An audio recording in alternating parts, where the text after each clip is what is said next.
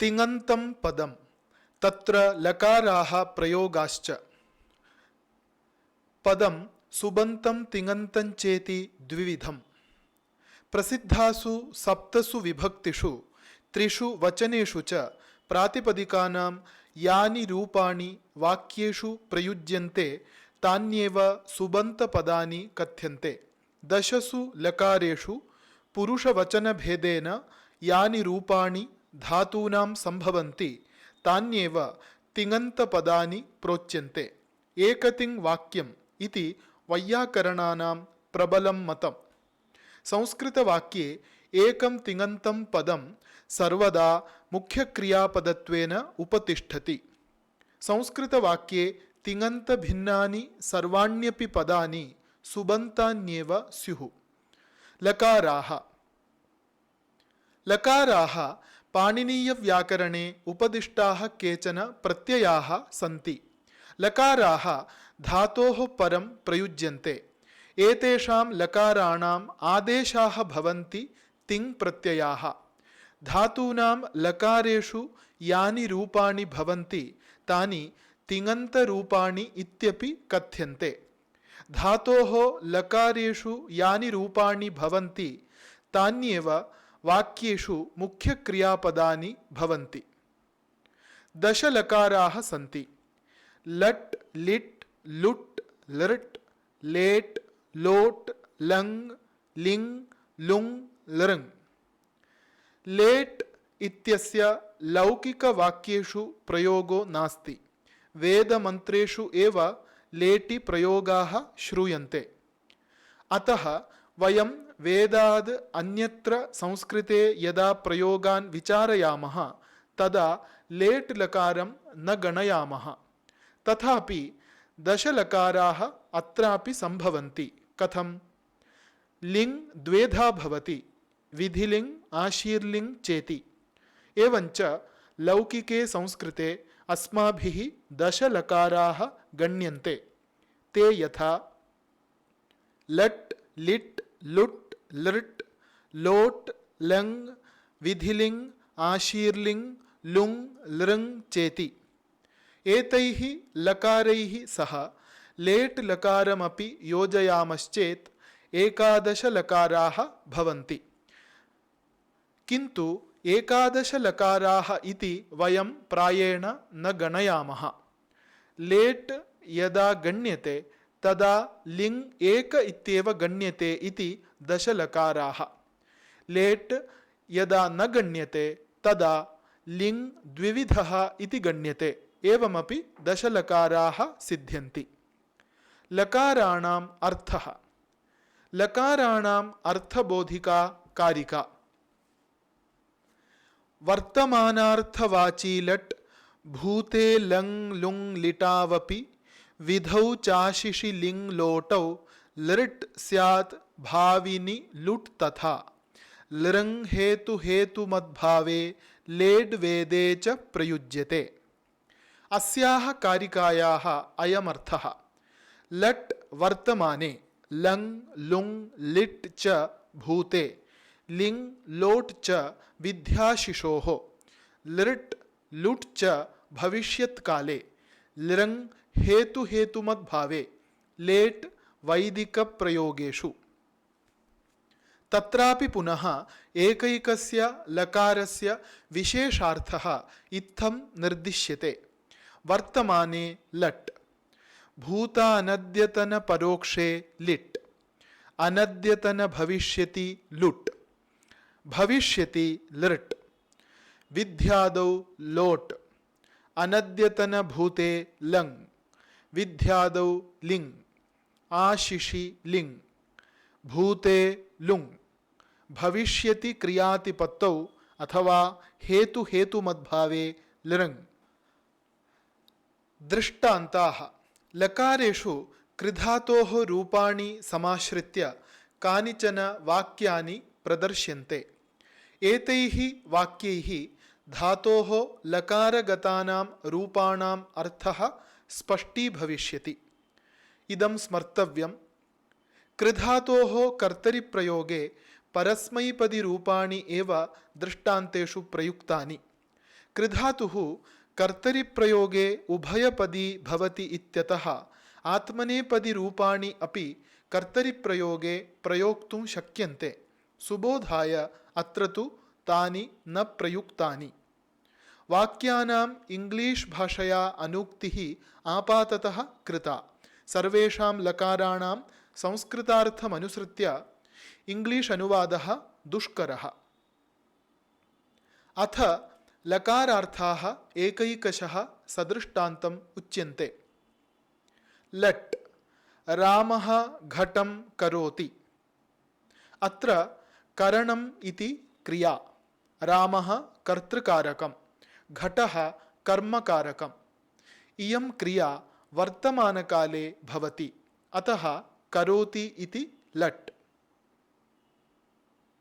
लिट् रामः घटं चकार। अत्र करणमिति क्रिया भूतानद्यतनपरोक्षकाले भवति। भूतश्च अनद्यतनश्च परोक्षश्च यः कालः तस्मिन् इत्यर्थः। अतः चकार इति लिट्। लुट् रामः घटं कर्ता। अत्र करणमिति क्रिया अनद्यतन भविष्यत्काले भवति, अतः कर्ता इति लुट्। लृट् रामः घटं करिष्यति। अत्र करणमिति क्रिया भविष्यत्काले भवति, अतः करिष्यति इति लृट्। लोट् रामः घटं करोतु। अत्र करणमिति क्रिया विधिः अथवा आदेशः इत्यर्थे प्रयुक्ता, अतः करोतु इति लोट्। लङ् रामः घटम् अकरोत्। अत्र करणमिति क्रिया अनद्यतनभूतकाले भवति, अतः अकरोत् इति लङ्। विधिलिङ् रामः घटं कुर्यात्। अत्र करणमिति क्रिया विधिः इत्याद्यर्थे भवति, अतः कुर्यात् इति विधिलिङ्। आशीर्लिङ् रामः सुष्ठु अध्ययनं क्रियात्। अत्र करणमिति क्रिया आशीर्वादार्थे प्रयुक्ता, अतः क्रियात् इति आशीर्लिङ्। लुङ् रामः घटम् अकार्षीत्। अत्र करणमिति क्रिया भूतकाले भवति, अतः अकार्षीत् इति लुङ्। लृङ् रामः घटम् अकरिष्यत्। अत्र करणमिति क्रिया भविष्यति क्रियातिपत्तौ प्रयुक्ता, अतः अकरिष्यत् इति लृङ्। लकारेषु धातूनां प्रयोगाः। लकारेषु धातूनां त्रेधा प्रयोगो भवति। कर्तरिप्रयोगः, कर्मणि प्रयोगः, भावे प्रयोगश्चेति ते प्रयोगाः। कर्तरिप्रयोगे तिङन्तरूपाणि कर्तृकारकवाचकं शब्दम् अभिदधते। कर्मणि प्रयोगे तानि कर्मकारकवाचकं शब्दम् अभिदधते। भावे प्रयोगे तु तानि केवलं भावस्य बोधकानि स्युः। कर्तरिप्रयोगः। कर्तरिप्रयोगे एकैकोऽपि धातुः कथमगणीयः इति किं पदी इति च ज्ञात्वा लकारेषु तस्य रूपाणि साधनीयानि। कर्तरिप्रयोगे धातोः तिङन्तरूपैः कर्ता अभिधीयते, अतः कर्तरिप्रयोगे कर्तृवाचकः शब्दः प्रथमायां विभक्तौ स्यात्। तदा कर्म अनभिहितम् इत्यतः तद्वाचकशब्दः द्वितीया विभक्तौ स्यात्। उदाहरणं रामः गुरुं सेवते। दृष्टान्ताय सेवधातोः कर्तरिप्रयोगः। सेवधातुः शेव्र सेवने इति धातुः कर्तरिप्रयोगविषये प्रथमगणीयः आत्मनेपदी च भवति। अतः कर्तरिप्रयोगे सेवधातोः दशसु अपि लकारेषु आत्मनेपदप्रत्ययान्तानि रूपाणि एव भवन्ति।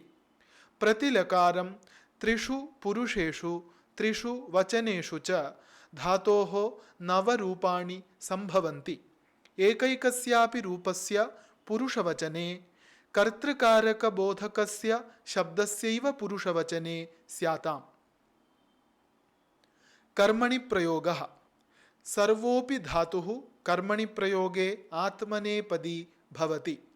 धातूनां गणविषये चिन्ता तु अत्र विशेषतः कर्तव्या न आपतति। कर्मणि प्रयोगे धातोः तिङन्तरूपैः कर्म अभिधीयते। अतः कर्मणि प्रयोगे कर्मबोधकः शब्दः प्रथमायां विभक्तौ स्यात्। कर्ता अनभिहितः इत्यतः तद्बोधकः शब्दः तृतीयायां विभक्तौ स्यात्। उदाहरणं शिष्येण गुरुः सेव्यते। दृष्टान्ताय सेवधातोः कर्मणि प्रयोगः। सेवधातुः अपि अन्यसर्वधातुवत् कर्मणि प्रयोगे आत्मनेपदी एव भवति। अतः कर्मणि प्रयोगे सेवधातोः दशसु लकारेषु आत्मनेपदिरूपाणि एव भवन्ति। प्रतिलकारं त्रिषु पुरुषेषु त्रिषु वचनेषु च नवरूपाणि सन्ति। एकैकस्यापि रूपस्य पुरुषवचने कर्मकारकबोधकस्य शब्दस्यैव पुरुषवचने स्याताम्। भावे प्रयोगः। सकर्मकस्यैव धातोः कर्मणि प्रयोगः सम्भवति इत्येतत् अनुक्तसिद्धम्। अथ यः कोऽपि धातुः सकर्मको वा अकर्मको वास्तु तस्य कर्तरिप्रयोगो भावे प्रयोगश्च सम्भवत्येव। भावे प्रयोगे तिङन्तपदेन क्रियामात्रं बोध्यते, न तु कर्तृकारकं कर्मकारकं वा। कर्मणि प्रयोगे तत्तल्लकारेषु धातोः प्रथमपुरुषस्य एकवचनविषये यद्रूपं सिद्धं तदेव रूपं केवलं भावे प्रयोगे प्रयुज्यते। भावे प्रयोगावसरे वाक्ये कर्तृकारकबोधकशब्दः तृतीया विभक्तौ प्रयुज्यते। कर्मकारकबोधकः शब्दस्तु नैव प्रयुज्यते। अभिधानं। लकारेषु सिद्धानि धातुरूपाणि कर्तृकारकबोधकस्य कर्मकारकबोधकस्य वा शब्दस्य अभिधानं कुर्वन्ति इत्युक्तम्। सर्वेपि शब्दाः त्रिषु पुरुषाख्येषु गणेषु विभक्ताः सन्ति। प्रथमपुरुषः, मध्यमपुरुषः, उत्तमपुरुषश्चेति ते शब्दगणाः। अहम्, आवां, वयम् इति त्रय एव शब्दाः उत्तमपुरुषगणे सन्ति। त्वं, युवां, यूयम् इति त्रय एव शब्दाः मध्यमपुरुषगणे। अन्ये समेपि शब्दाः संस्कृते प्रथमपुरुषगणे अन्तर्भवन्ति।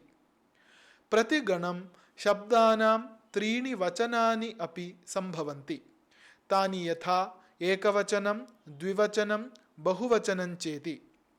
मुख्यक्रियापदं प्रायेण कर्तृकारकस्य वा कर्मकारकस्य वा अभिधानं करोति। तिङन्तपदेन यत् कारकम् अभिहितं तत् प्रथमायां विभक्तौ भवति। तस्य कारकस्य वाचकः शब्दः यस्मिन् पुरुषे यस्मिंश्च वचने स्यात् स पुरुषः तच्च वचनं तिङन्तपदस्यापि भवेत्। कर्तरिप्रयोगे कर्तृकारकबोधकस्य शब्दस्य पुरुषवचने तिङन्तपदस्यापि पुरुषवचने स्याताम्। कर्मणि प्रयोगे कर्मकारकबोधकस्य शब्दस्य पुरुषवचने एव तिङन्तपदस्यापि पुरुषवचने स्याताम्। एवं तिङन्तपदं कर्तृकारकशब्दस्य कर्मकारकपदस्य वा पुरुषं वचनञ्च निर्दिशति इत्येतदेव अभिधानम् इति कथ्यते। इत्थं तिङन्तपदेन अभिहितं कारकं प्रथमा विभक्तौ भवति।